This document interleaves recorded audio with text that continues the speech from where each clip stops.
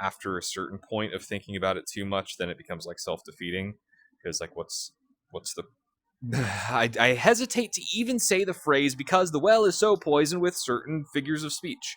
What is the point?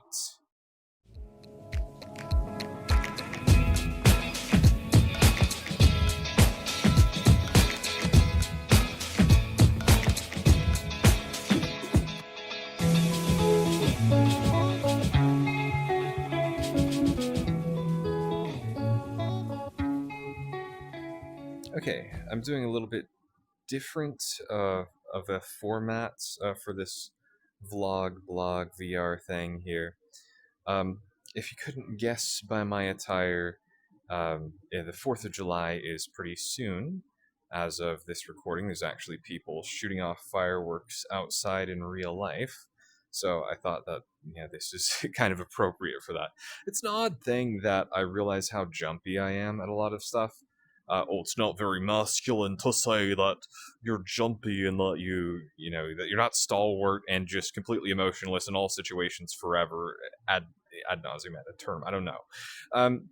I don't have a proper Latin phrase to express the absurdity of expecting human beings to not have human emotions. You know how, like, in front of certain explicit material on TV, violence and sex and drugs are shown in this show. So viewer discretion is advised. That's something that they have to put in front of those TV shows and everything.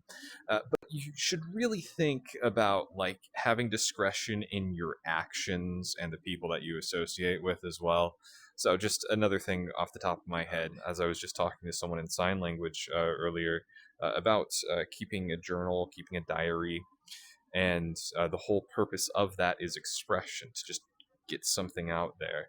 It was odd because there's a couple of ways that you can do expression. I do not have customized hands on this, and I need to add the outline. That it's stupid things with like setting up avatars and stuff where it's like I spent 6+ hours on this stupidity that I have going on here that I am absolutely rocking. I'm not going to worry about like, oh, well, the hands don't work, so I'm going to re-upload or whatever. It doesn't fucking matter. And that's one of the things that's really stupid about it's not perfectionism in the strict sense of everything has to be perfect and all this. It's like I know that there are other opportunities that I could pursue that would improve whatever I'm trying to do. And if you're not trying to do the best version of whatever your pursuit is, then what's the point in even trying it in the first place?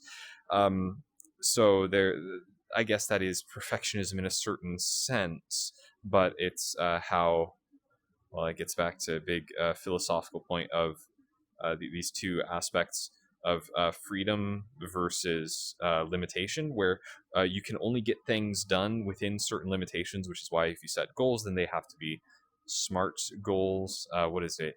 It's like simple, manageable, attainable, simple, measured, attainable, and timely.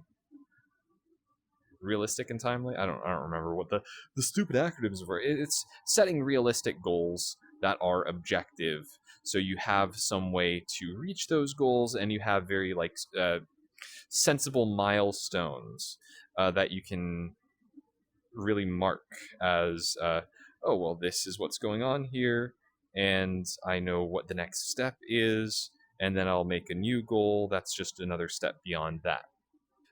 When you are trying to achieve anything, you have to have these like incremental goals that are like very small. You still have the big picture up here. You have the big picture of what am I going towards in the long run, where after a certain point of thinking about it too much, then it becomes like self-defeating. Because like, what's the I hesitate to even say the phrase because the well is so poisoned with certain figures of speech. What is the point?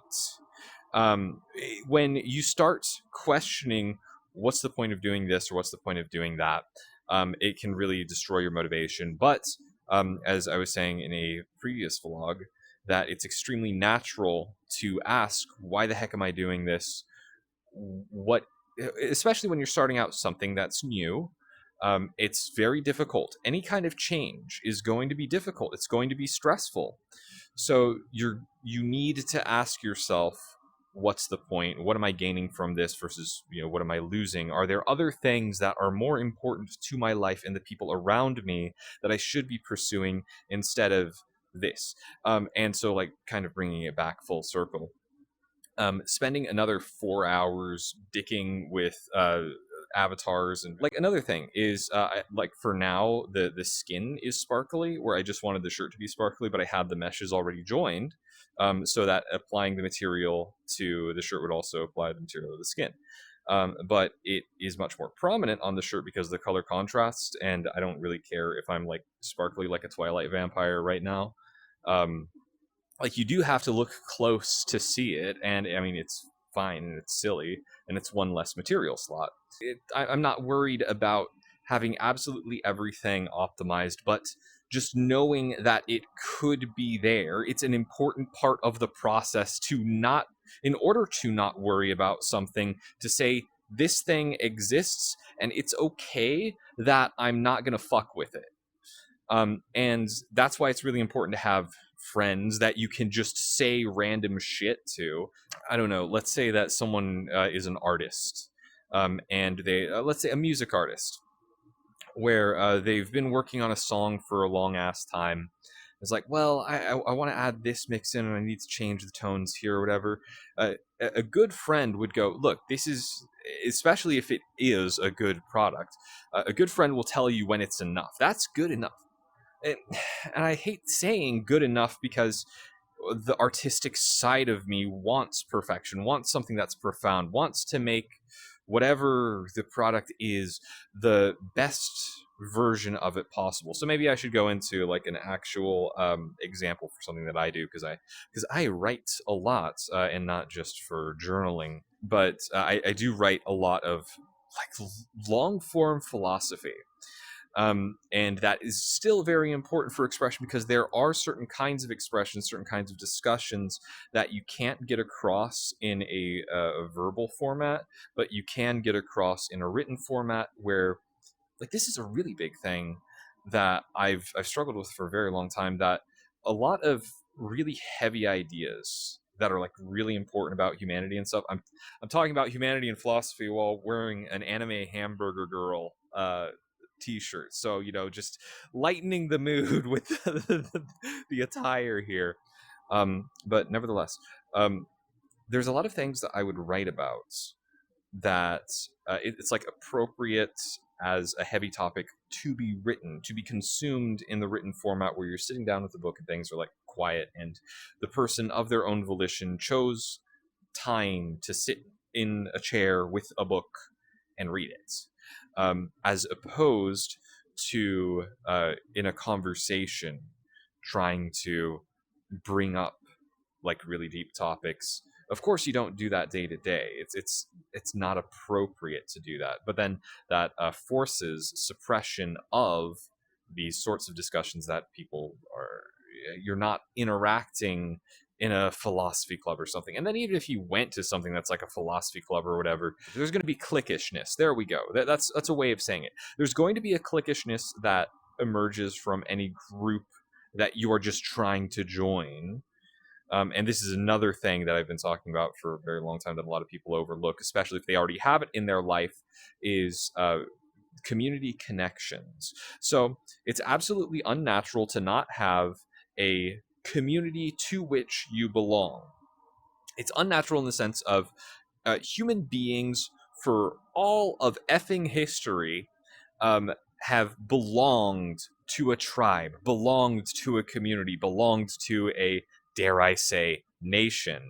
What? Oh, it's it's odd how there's this just tension in the air about mentioning anything patriotic, because it's, in a certain sense, it's kind of stupid, especially when, so as a United States citizen, like, this is a jokey sort of get up. This is, I am being like a jester here with the silliness of the stars and stripes. It almost does look like jester attire in a way, with the stripiness and all that. but I don't feel a sense of belonging in my country, and I'm as an American citizen, and I'm never going to feel a sense of belonging, and that's just part of the political zeitgeist. That's just how that's just how the cookie crumbles. That's just how things are. There is no place on the face of this goddamn earth that I can go to and be around other people where I feel like I belong.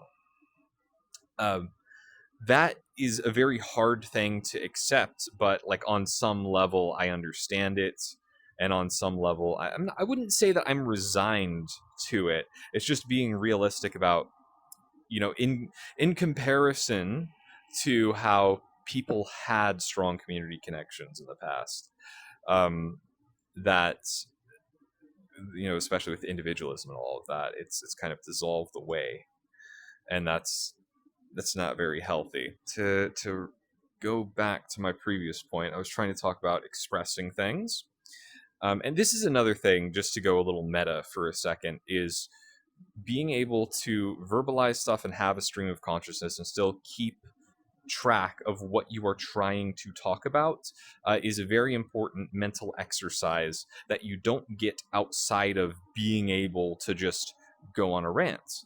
But it's an important exercise. It's like you need to have the appropriate context for weightlifting in a gym. There aren't 60-pound dumbbells just around in the world for you to do, deadlifts or something. But if you go to the appropriate arena for that, if you go to a gym, then that is an appropriate place to be working out, and other people like know that's what you're doing. And it's not, see, like, the inappropriateness of trying to like bring up deep topics in a day-to-day conversation is like you're at work, like, I don't know, pitching hay bales. Let's say you're a farmer. It's a super simple example. We're gonna do just mental gymnastics here for the sake of exercise. I don't know, mental gymnastics has a negative context to it, but I'm trying to do something that is engaging the mind, engaging the theater of the mind. So let's say that you're doing something that's physically laborious, like you're pitching hay bales, and instead of just moving the hay bales, you have a job to do. Hay bale goes over here. Then you're like doing squats in place with the hay bales. Like, what the hell are you doing? When you are engaging in a conversation with people, you have some kind of purpose that you are talking with them. If I am at a Wendy's ordering myself a hamburger, I do not start talking about the pointlessness of life with the person at the cash register. Sir, this is a Wendy's. I mean, it's a great meme that does demonstrate the inappropriateness of certain conversations within a context where you have to be aware of the context that you're in order to express things and to feel like you belong. You need to have a certain kind of context around you. And what has been there for humans in the past is something that is completely unachievable for many people in modernity to ever hope of finding. And that's a little disturbing to even think about. So I was talking about perfectionism there for a bit. And why do people focus on these little details and they fail to see the forest through the trees? They fail to see that something is good enough. And the whole concept of when is it enough with something is really hard to grasp, especially in isolation. I would say it's impossible to grasp in isolation when it comes to like the evaluation of honor, or the evaluation of what is the value that you bring to others. You need validation from others to let you know that you are bringing value to them. You need some kind of appreciation, some kind of human interaction with that other human being in order to feel like you matter. Um, in order to feel like you're not being used. My gosh, there's another, I've had a lot of conversations that are like really difficult to convey in their entirety. But it's good to have like reference that, oh, I've experienced this discussion before, so I know I know the ins and outs, at least of the basics for something. So, what immediately came to mind there is, what is the difference between having a job that you love and being exploited like a slave? And yeah, there's like a larger conversation about, oh, you're just a slave to the pig system in a corporate hellhole or something like that, where that's even if you start with that perspective, it's still worth bearing out the larger discussion of, um, why do you do what you do if you don't enjoy it? And what's the purpose of struggling with a career that you hate, or how do you balance doing something that you're kind of disgusted with, and what are the rewards for, there's financial reward for one kind of job, but there's another kind of job that you have, there's, let's say, there's financial reward for being a lawyer, but you really hate the whole litigation thing and it feels really dishonest, but you like making indie movies, or let's do indie video games, because I actually know a few people that do indie video games. Seems to be a fairly popular sort of thing. It's more relatable. You don't make a lot of money with indie video games, and a lot of the endeavors with indie video games are actually like a net loss overall. There's a difference between like when you're pursuing a passion, then you are trying to like add like all these bits of perfection for it. You don't have deadlines when you're pursuing a passion, which is one reason why I've been writing for years and years and I don't have anything published. It's like, how do I explain, hey, there's a book that I'm editing that I should have had finished, months and months ago, but instead I'm studying IT networking stuff. Oh yeah, and today I spent like 6 hours doing avatar bullshit. Yeah, I need to reevaluate my whole everything. Today is a bit of an odd exception because there's lots of big changes that are going on around, in my personal life that I'm not going to go into here. But it was a good time to pursue a wild passion thing of, hey, can I make a silly avatar and just do that? Because one of the big topics that I want to get at after I finish this whole loop talking about motivation, because there's a bigger thing that I'm getting at here. But I was worried that I had lost and like degraded a skill where I spent 2 months just doing Blender and Unity, just learning avatars. I was real dedicated towards, look, I'm going to do this kind of indie thing where I am going to figure out how do people make money selling avatars and doing commissions and all of this. And I was really geared towards that, especially with what I'm talking about here, in when do you know that something is enough? When do you feel that something is enough? And so to kind of like wrap up this whole idea, you do need outside validation. And a good friend is someone who tells you like, okay, I'm making this piece of art, I'm writing this book. A good friend will tell you, hey, this is, you need to publish this, you need to get this out there, stop worrying about the little details and all of that. And as an individual that's not psychotic, I need to have some kind of human interaction for this sense of value to exist. So everyone, I don't know if everyone understands this, but all sensible people in the world um, understand that the brain runs on some kind of biological circuitry.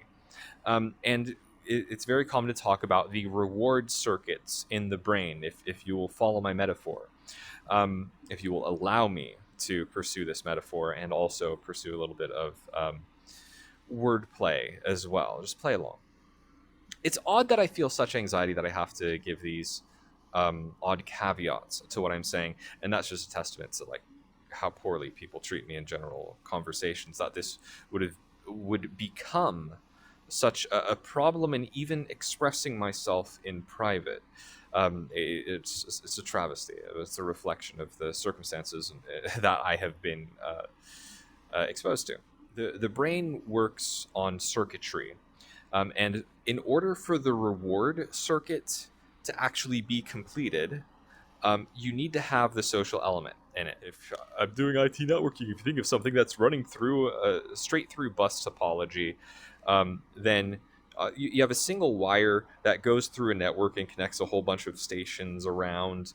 And if that main wire is severed, then information just can't flow through the network. It breaks the whole network. So the reward circuit needs to have that length of the run.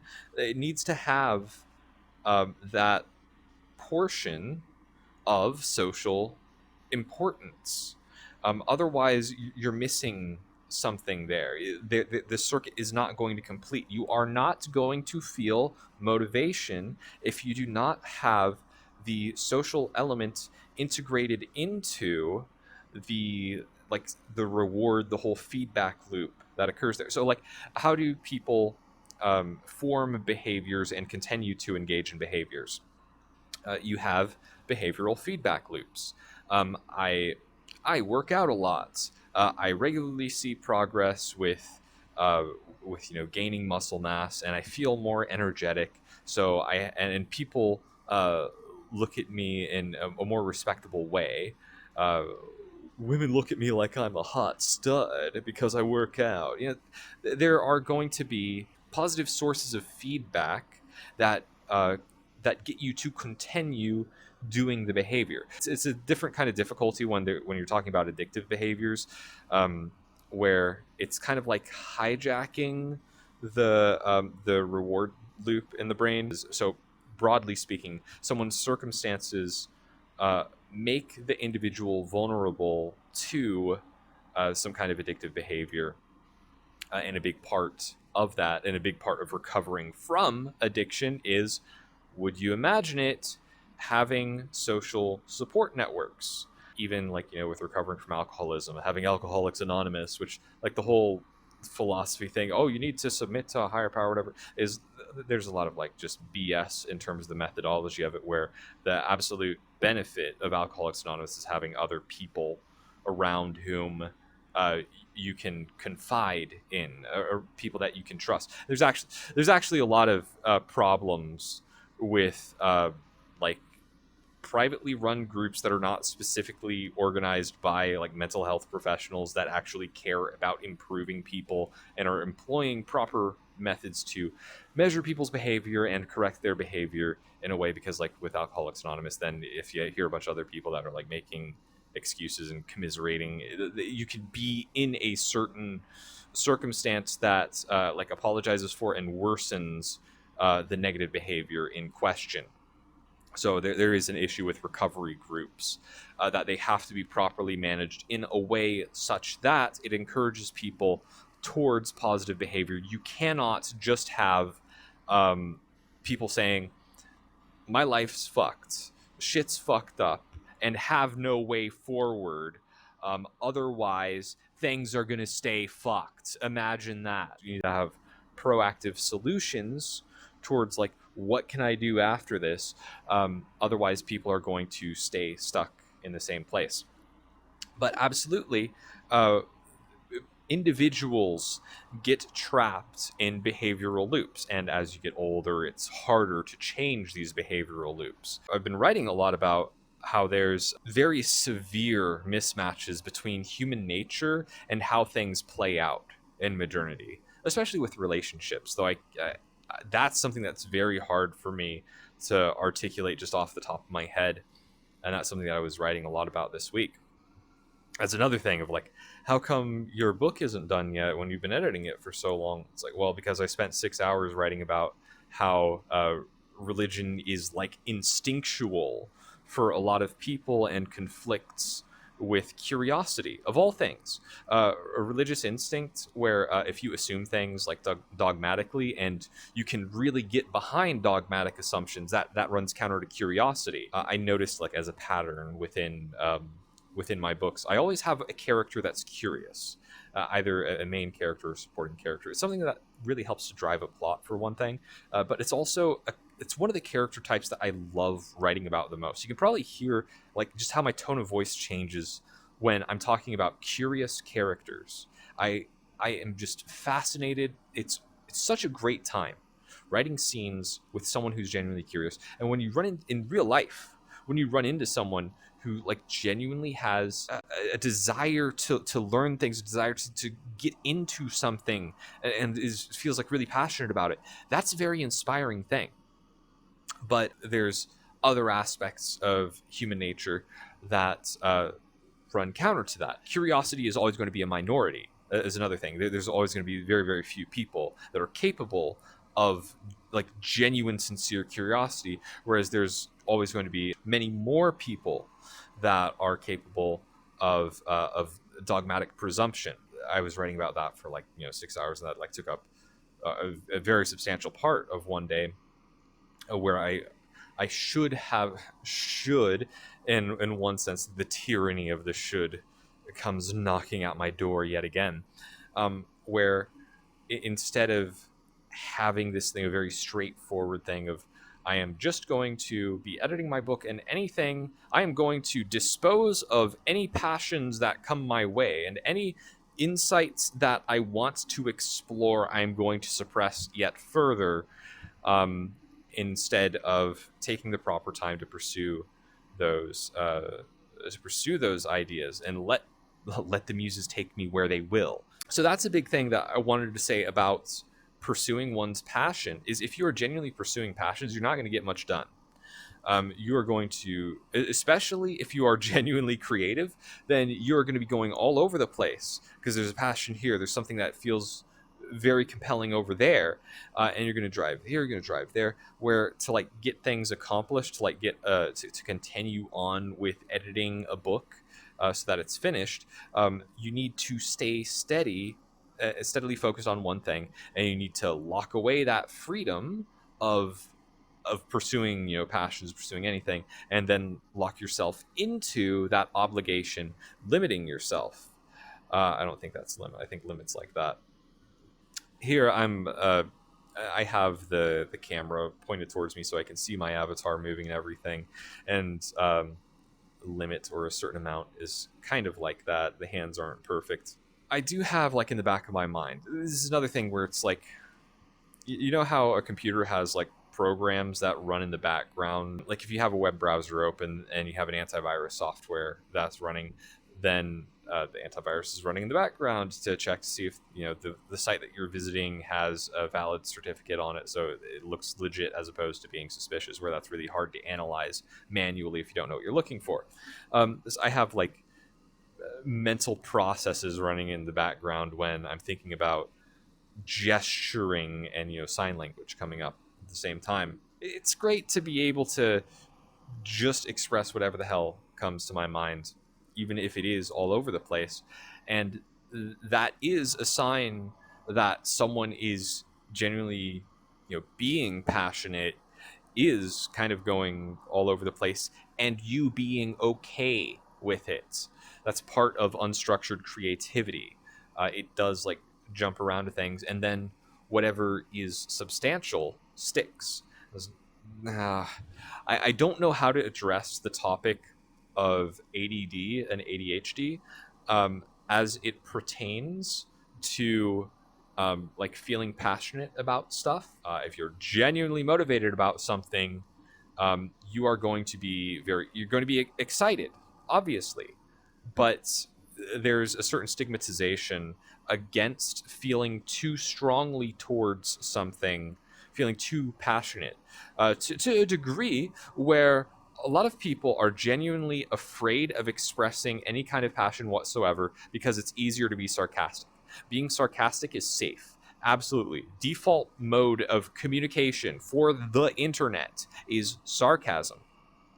And that's a larger thing where I was talking about addictive behaviors and like negative maladaptions to modernity, where one of those issues is social media. Obviously, this is the big easy one. So this big 500-pound gorilla in the room, or whatever the heck, where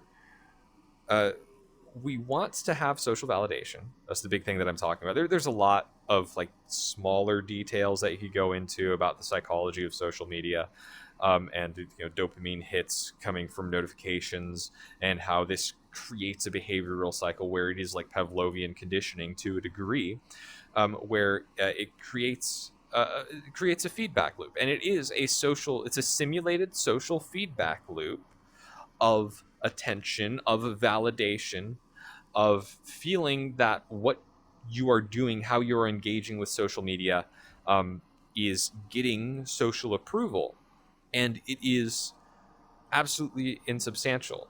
Um, the metaphor that absolutely applies here, um, it's like a sailor drinking seawater, where, well, seawater is still water, so it should fill you up. If you drink seawater, you're going to make yourself sick, for one thing, but you are going to make yourself more dehydrated faster. There's a little survivalism tip thing that, I don't know, there's like some colloquial knowledge that you just get from things. Like, I remember when I was real little that my parents told me not to drink seawater, because it'll make you sick. I didn't understand the details for it, everything behind it, but I'm like, oh, that makes sense, because if I have a salty food, like, I loved chips. I still do love chips, so I don't have them so often. I mean, everyone should be able to understand. I struggle saying things that are catch-alls.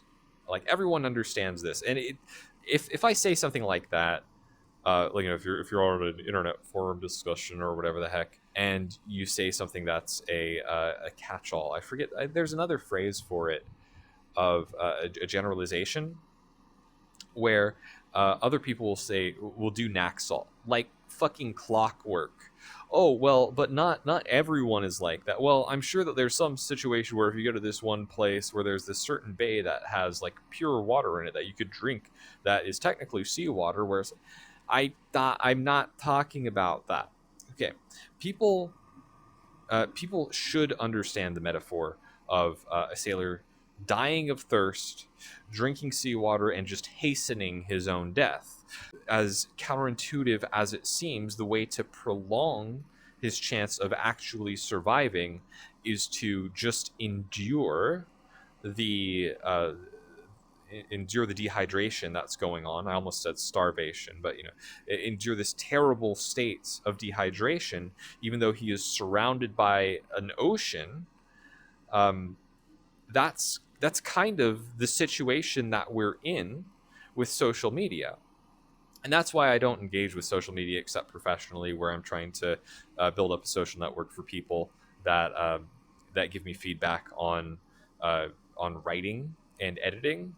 And it's like, these aren't just like, oh, I'm just wasting time or whatever the heck. This is like, look, I'm having professional contacts, and I've had a lot of people contact me, where I've just had to say, no, I can't be friends with you. You're not going to be part of my launch team, so I have no business associating with you. And that seems like cold and callous or whatever. But if people are like just playing games, and I'm talking like social games with you, or like, oh, I just want another person to boost the number go up for friends count. Um, I I don't have any reason to associate with that. And there's a lot of people that are like just sickeningly addicted to social media. Oh, I don't want to play the game of like shilling stuff, but marketing is like important to a degree. And after connecting with other people, and you have to be very discerning about the groups that you join and all of that. And I'm very limited with the amount of time that I haven't. It's been like 4 or 5 days since I've even checked anything that's going on there. There's a